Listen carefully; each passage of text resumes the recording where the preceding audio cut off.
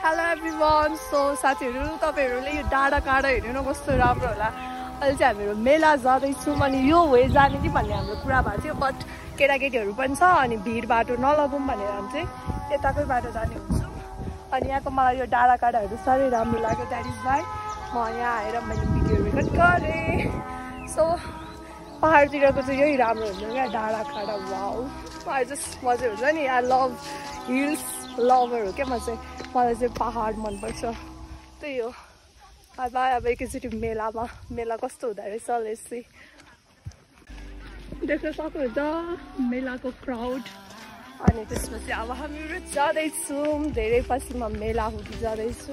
हाम्रोतिर त लाग्दैन मेलाहरू, मतलब लाग्छ बट अलिक पहाडको टाइपको मजा हुँदैन नि त।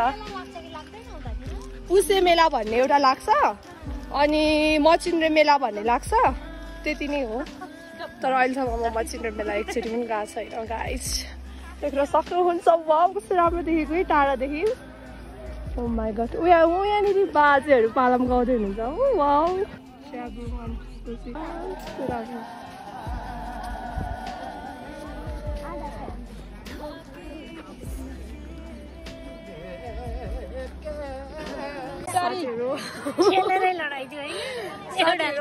फुटबल हेर्दैछौँ। ओ माई गड, यस्तो tough competition. Oh my god, अनि त्यसपछि ओ माई गड भइरहेछ।